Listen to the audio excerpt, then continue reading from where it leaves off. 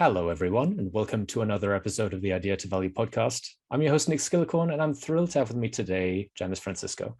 She is the founder of Bridgepoint Effect, an innovation consultancy based in Toronto, and also someone who's done some very interesting research onto what it actually means to be an innovator, which I'm really looking forward to speaking to her about today. Janice, it's wonderful having you here today. Thanks, Nick, for the invitation to be with you. Welcome to the Idea to Value podcast, where in every episode we highlight the latest insights into creativity and innovation from experts around the world. I'm your host, Nick Skillicorn. I care about the evidence behind what makes ideas happen, and I've already helped thousands of people just like you through my unique insights into recent scientific findings of how creativity works. I also show you how to turbocharge innovation programs so they finally deliver on the value and ideas you've been struggling to execute. Get your free training on how creativity can be improved by registering now at www.ideatovalue.com. Now let's get on with today's episode. So Janice, for people who don't know about you or your work, could you just give us a very brief background as to where you got started and how you got to where you are now? Yes, I got started because I was working on large-scale business transformation projects, and I noticed something really interesting every time the team found themselves in new waters. They got into trouble and they had difficulty moving through the challenges they were facing, and that puzzled me. And because of the role I was playing as a change manager, of course, it was important to make sure that everything kept moving through and we met the objectives that we did. So I started looking for ways to help the team break through and get the thinking and find the solutions that they needed to the challenges they were facing. What I didn't know at the time was that we were engaged in innovation, right? Anytime you're changing something in an organization, I hadn't quite looked at it that way. But as I started looking more into it and looking for solutions to help break through this problem, I realized that the teams needed more support around how they were collaborating and specifically around creative problem solving. So that sent me on a journey to learn a lot about that. I did a Master's of Science in Creativity and Change Leadership. And then I started on a research path looking at ways to help teams that were engaged in change and transformation and innovation to work better together and to find solutions a lot more easily. And what I started to realize was that the way that we were training people to do this work wasn't really effective. My background is as an instructional designer, a change manager. I had a lot of background to bring to this, and I started looking at what do we do to help make that breakthrough happen. And that's what got me started in this work. And I realized there was some easier ways to do this. I came across some tools that were helpful, and I started researching and figuring out how do we put them together so we can fast track the learning people need to do and get them productive more quickly. So that's what got me here. Okay, so that's the past. What about the present? What are you actually doing with companies and with individuals around the world? Well, I like to say that we work with frustrated leaders who know that their teams can do more or achieve more. And really what we're doing is we're working with people who recognize that they are in uncertain, challenging circumstances. They have objectives that they need to make. What they've been doing hasn't necessarily been working. They know there's a better way, and we work with them to help them find that. Okay. Now, I mentioned at the beginning, you and I have been in contact about some research that you did a while back on innovation, which I found really interesting. It goes into the mind of what an innovator actually is. So can you just tell us a bit about this research, how it got started, what the aim was, and what you found? Yes, it was kind of interesting how it all unfolded. So what was happening was I was at a place with my own business where I was looking to scale it globally. And I recognized that in North America, with the clients that we were working, there was particular kinds of clients coming to work with us. They had particular profiles. There was similar challenges they were experiencing. And I was curious about whether when we started to work globally, we would have that same sort of thing occurring. And so I went to my partner, which is a company based in the US called Foresight, and it's spelled Foursight. because we use their assessment in a lot of our work, because that provides a pathway to helping people learn creative problem solving. And I went to my partner and I said, you know, there's this opportunity to work with an innovation conference. And it was a conference, it was the Innovators Conference. And the opportunity was to partner with them to do some research into who are the innovators in corporate world. So between the three of us, we all agreed there was something there and we were looking for some patterns. And so what we wanted to find out was who are the innovators in organizations, and what are some of the hidden factors that keep innovation from being able to be moved through. So one of the things we had heard quite a bit about was that there were a lot of failure rates in corporate innovation. There were challenges in getting things through. There was difficulty in working across functions, all of the things that stop innovation from working well. And we wanted to see if, with the research we could do, we could at least find some answers or look at that a little more closely. And what we found, there was almost 500 people. So it was over the course of a year. We went to 4 continents. We were in 6 cities. People were invited to participate in the research by taking the assessment. And we wanted to do a couple of things with that. So first, we wanted to see, were there any particular patterns in the type of cognitive profile that shows up with people in innovation. And we also wanted to see if we could do a comparison between the general population. So the good news is that Foresight is a research-based company, and their research scientist basically said, all right, if we're going to do this, we need to make a comparison between the general population. We need to see where these patterns are. And what they found was that there was a very distinct cognitive profile for people who were attracted to innovation, and it was different than everybody else in the organization. So let me just give you a little bit more background on the research so you know that it was done in a really good way. First off, the comparison that was made between the, basically they took the time frame in which we were capturing the data from the innovators. We took an exact snapshot from their database of the general population for the same period of time. So there was a comparative study done there. But what we were also able to do once we started to see the data that was coming in, we were able to compare it to a number of other studies that Foresight had done research on in the past couple of years. And one was a research study around what happens in functions, and were there patterns of behavior or cognitive patterns that show up in particular job functions. And it was actually me who had said to them, when we started to see the data, I said, can you go back and can you check what's in the database for these different functions? And they did. And we started to see very distinct patterns. And it started to explain why, when it came to doing that cross-functional collaboration in organizations, it felt like everybody was talking a different language. So that's the gist of what we found. So the profile that we found for a person who is attracted to innovation is there's 4 different profiles. So you can be somebody who likes to clarify, somebody who likes to ideate, someone who likes to develop, and somebody who likes to implement. So let me put this into a context. This all falls into what's called a universal creative process.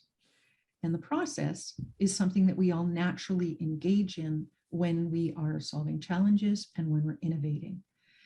And what we found was the natural process that innovators, people who are attracted to innovation, use is they tend to rely on that ideation, which explains why so much of innovation is focused on, let's have the ideas, let's have the ideas. But it's actually more than that. I know you are on your podcast, you're interested in creativity also. Well, innovation requires 4 different kinds of creativity. Ideation is only one of them. And in order for innovation to move through an organization, we need to be drawing from all of that creativity, and we need to be tapping the creativity of the others in the organization, or using those other preferences so that we get a better result. The analogy one of the partners uses is there's 4 bases you need to cover. If you're only covering one of them, you're not getting the result, right? You're not hitting the home run. And so that's what we found. And it was really quite interesting when we took that research back into the community. You could have heard a pin drop in the room when we started to share it. People were going, oh my, that really explains a lot. And the good news about it is there's ways around it, and we'd found ways around it. But anyway, I'm going to stop there because I've been talking for a long time, and I can see good. that you want to say something. I've been intently listening. That's what I've been doing. Because as you've been talking, what you're saying resonates with a lot of the other research around innovation and innovators. I'm interested on those 4 personality aspects, whatever you might want to call them, the desire to ideate and implement, and what were the other sort of so there's a clarifier who likes to go after data and look at information and ask tons of questions and worry about the detail, and they'll tell you what is wrong with your thinking, right? They'll tell you where your thinking isn't full. The ideators are into the big picture. They're very abstract thinkers. They approach problem solving intuitively. It's all about the ideas. They love to find ideas. They get really jazzed by that. The developers are the people, we talk about them as being the bridge. They're the people that bridge between the ideas and the raw thinking that we have and the solution itself. And so they take all of the ideas and they look at what will it take for those to live in this environment. They're the people where the rubber meets the road, right? You wouldn't want to build a bridge without a blueprint. Well, they're making the blueprint on how to turn this on in the organization. But the challenge is that we have very few people with that profile in most organizations. So it's a preference or a process step that often gets overlooked or is not appreciated for the full value that it brings. The next part is to be an implementer, and that's a preference that likes to see results. It likes to get into action very quickly. It's the preference that is happy with experimenting and learning on the fly. So when you think about how we're cultured around innovation, right? Let's be experimental. Let's have the ideas. Let's just get into action. Let's see what happens. That's great. That will help you figure out some things. But at some point, you're going to have to get what you did coded, financed, built on a production line. Well, you're not doing that without the other people in the organization. And if you can't meet them at a place that they understand, if you can't connect to what it is you're doing from a viewpoint that they can buy into, they're not coming along for the ride. They just think that you are an annoyance. You're the person that is continually trying to change things. And the rest of the organization is built around structure, process, repeatable things. Let's be clear on what it is we're doing. They've got standard practices, they've got standard operating procedures, and you're coming around to change things. Now, what we also found out in that study is when we started going back into the different functional profiles and some of the other work that the 2 researchers had done, was we saw that engineering, opposite profile, finance, opposite profile. And what do you mean by opposite profile? Because this is something I wanted to touch on. What if these are 4 aspects that innovators gravitate towards? Does it mean there's other aspects that they gravitate away from, or what would these other departments? What are some examples of those? So while an ideator would be excited about ideas and experimenting and maybe moving towards that implementation stage, somebody who is in another part of the organization, for instance, will be more clarifying and developing. So when you get that opposite, so the way that this works, I don't have any images here to show you, but if you can imagine 4 points and you basically put a high ideate and a high implement and a low clarify and a low develop, you've got people, it's like an energy wave. And so it's what orients them and what gets them excited. And so we know that a lot of people who have MBAs, through the research that we have, will tend to have that analyst kind of clarify, develop profile. That's very different energy. They're looking for different things. And just so I understand clearly, you said innovators have clarify, ideate, develop, and implement. You just mentioned these MBAs, they have clarify and develop. So is that an overlap, or am I understanding that wrong? Let me go back. Go back. So we know that everyone has each one of these 4 in them. Right. It's a universal process we all go into. We know that ideators have the highest preference is to ideate. It doesn't mean that that will be their only one, because not everyone will only have one. Some people will have 2, some people will have 3, some people will have 4. But what we know is that the energy towards people who are attracted to innovation is ideators. It would be difficult for someone to be in innovation without having some of that preference. It would drain them terribly. And when you look at how people get excited about being in innovation, that would make some sense. It doesn't mean that they won't have preferences to clarify, develop, or implement, but what we saw very distinctly in the research data and the way that it was plotted, it was like the points for clarify, develop, and implement were low, and the ideation was this great big huge mountain. Okay, so that makes a lot more sense. Yeah. Okay, now you start looking in other parts of the organization. So you look at marketing. Well, they'll have loads, there'll be an ideation group too. So they'll get excited with the people who are innovating new products. But the engineers aren't going to. They're going to likely have a profile to clarify and develop. The finance people are likely going to have a profile to clarify and develop, where those are their highest preferences. And so what it means is I'm coming with all my big ideas. I'm coming with all of my excitement about change. And I'm going to talk to somebody who is more oriented around what's the procedure, what's the thing that we need to do, what's the strategy, right? What do you have to do? I don't know, have you ever seen that Brand Camp cartoon? What's the guy's name? And he has this thing where it's like this new thing of yogurt, and he shops it around to every different group in the organization, and everybody else sees it as something different, and all it is a new way of giving yogurt. And that was a really great way for us to help explain that, because it's the lens that we're looking at things. It's what's the problem we think we're solving.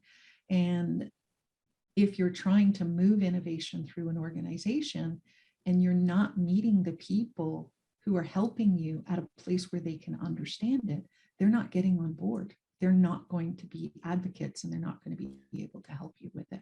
And I think once you learn things like this, I think it explains a lot of the challenges that large companies with large teams and even small startups sometimes have with implementing innovation. Because over the last couple of decades, there's been a much stronger acceptance of the importance of innovation and the importance of ideation and developing ideas. But there's questions as to why these don't get implemented. And the more time you spend in innovation, you realize it's not a one-man job or a one-woman job. You need to have different teams at different parts of the process. And when there's these handovers between the teams, between a team who identifies as the innovation team, the innovators, and they think, well, what I'm best at is developing the idea. And then I've got the idea and I'm going to hand that off to someone else. If those people don't see the value in the same way that the innovation team does, or they might even feel threatened by what's coming their way, then they're much less likely to want to make it the same success that the person generating the idea wants it to be. You are bang on. And this is a conversation I have with our clients regularly. It's what happens in those handovers. And so one of the things I coach people on quite a bit is to look at the project you're working on or the problem you're solving, or, for innovation, to look at that on a continuum of, you've got to clarify what that opportunity or issue or challenge is, right? You're innovating for a reason. You need to clarify at the start, what is the issue or the opportunity? You need to generate ideas to resolve that. You need to then get those developed, and you've got to do that in a way that they're going to live in the environment that you're in, because we've got a lot of contextual factors that we need to take into account. And then you've got to find a way to get it implemented. So what I coach people on is to look at everything you're doing as a problem to solve, and look at it on that continuum. So what part have you just done? And what is your expectation for the part if you're doing the handover? If you're the project manager, and this is where all of this background in project management and change management came into handy, because if you're the project manager, your job is to make sure that that project gets to completion. So as you're doing the handovers, you've got to make sure that people have the documentation, the work, the understanding of what's this picture that we're striving towards, what it is that we're trying to do. And so if you can anticipate that as you're making that shift, and you understand where in the process they need to pick up, you know what they need to bring to the table to make this come to the next part, you now have a language to start to describe what your expectations of them are. And you have a way to engage them in a conversation about what it is they need to do. But you also can explain what you've done. And what's really good about this is that it's a very intuitive thing. So while people aren't generally aware of, I have a natural process for engaging in problem solving, I go through these 4 steps, people don't understand this until we show them, you know, what their pattern is. Then they get it. They start to make connections to it. And even if people haven't gone through this assessment, as long as somebody who has is explaining the process and using that language, people gravitate to it. They get it. It makes sense. And they can latch onto it, and they know where they need to go next. I myself spent many, many years in program management as well. So I can only reiterate what you said around how challenging change can be, and especially change around new ideas and innovative ideas. I don't know if challenge is the right word, but I'd like to challenge you on something you just said, that when you have these handovers, you just need to communicate to the person who's next down the chain what's happened and what they need to do next. Quite often, if you just present something to someone and they weren't involved from an earlier stage, that's where you get hesitancy to actually do the work. So is your view to understand who needs to be involved along the entire chain and get them just involved in their sequence, or bring everyone a bit more to the front of the process? I am a big proponent for planning out what you're doing and who you need to work with. As you said earlier, you cannot collaborate, you cannot innovate unless you are collaborating. It is not a one-man show. I always talk about innovation being a team sport, and everybody needs to understand how they contribute to that whole. And it's difficult. I think in a lot of organizations, things are moving fast, particularly in the innovation space. And I think because they're so quick to get into experiment, they don't think about the impact. The biggest aha I had when I started working in the innovation space with organizations who wanted to be, quote unquote, culturally more innovative, right? The big thing that I found was that they had very little understanding about how much impact they were having on change in the organization, and how much that was going to shock the system. Absolutely. And so in the process we teach, when we go into organizations, there's a really great tool called stakeholder analysis. Well, the funny thing is they put that tool at the back end of the process in the implement stage. So we've lined up tools for each of these process steps. And because of my experience, and because I've seen people, we hear so much about how organizations are very silo-based. I hear so many executives talking about, let's break down the silos, let's do this. Well, the silos serve a purpose. And what we need is for people to be able to reach across them and understand how to meet each other at that place that they can do good work together. So what I found is at the front end, of this process, when you're planning your project, when you're going, so what is it we're doing, who's working on it, those sorts of things, right? Anytime an innovation team is forming, anytime a project team is forming, anytime you're taking on new work, even as a team, your work is going to be dependent on somebody else in the organization. So it really makes sense to do that analysis up front. And I'll often say to people when they go, we're having so much trouble working across the organization. Sometimes I have conversations with leaders and they're like, they've got nervous twitches at the thought of having to send their team out to work in the organization because they know that it always causes challenges. And I just say to them, okay, well, who are the stakeholders? Who's involved? Who are you going to rely on? Who's going to help you? Who's going to get in the way?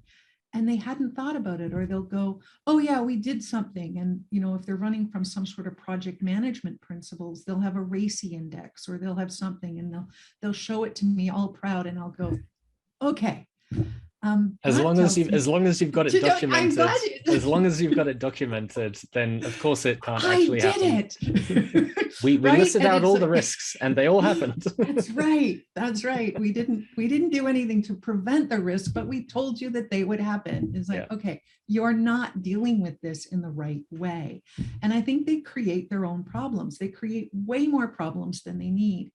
And so I'll go in and I'll go, okay, so let's just do this. Let's agree we're going to spend no more than an hour or 2 hours, right? Because sometimes they just have no tolerance for doing anything. And we'll brainstorm up all the stakeholders, and then we'll go through an analysis and we'll go, so who has to touch it? Who has to approve it? Who has to do anything with this? And then we'll look at what they're doing through their perspective. And we'll say to them, so what do they need to know to support you? And they go, oh, they don't care about your shiny new thing. They don't care. What they do care about is what they were hired to do. So you've got to flip that, and you've got to put that in their perspective, and you've got to go talk to them from that standpoint. So I am a very big proponent in bringing everybody in right from the start and building those relationships. And I think that's the other thing we forget about innovation. If we're making change in an organization, if we're innovating, if we do not have good relationships in the organization, if we don't have good relationships with our partners, it's not happening. That's why implementation is an issue. I mean, I've worked, I've done a lot of work with the Conference Board of Canada on the Council of Innovation and Commercialization as an advisor and as chair for that for many years.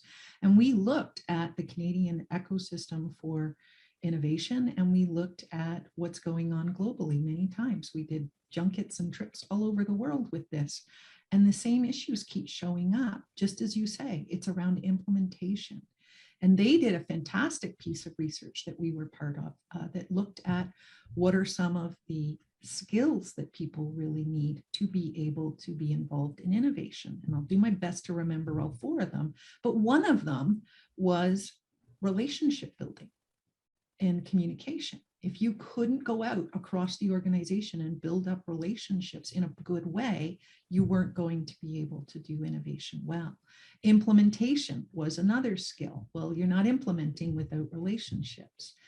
Creativity, problem solving, there was a third one that goes in with that. And then of course, risk assessment and risk, being able to take risks was another one, right? But it's done in a very calculated way.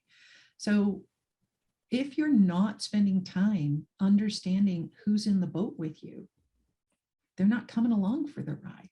And at every juncture where you need to get an approval or get a decision or get somebody to help you with something, it's going to feel like you're walking uphill or you're pushing up the ball uphill, and it's going to be much more difficult than it needs to be. I'm not going to say that you'll get rid of every problem by doing this, but boy, it just smooths the path and it makes it a lot easier on you so that you can actually do the work that you get excited about. And you have better ways of getting other people excited with doing it. Absolutely. I couldn't agree more. Janice, it's been wonderful speaking with you. If people want to find out more about you and your work, what's the best place they could go to find out more? We have a website. It's called bridgepointeffect.com. And you can find me in LinkedIn under Janice Francisco. We have an Instagram account, Bridgepoint Effect. It's the effect is the Edward Foxtrot Edward Charlie Tango. It's spelled that way. You have to make sure you spell that right.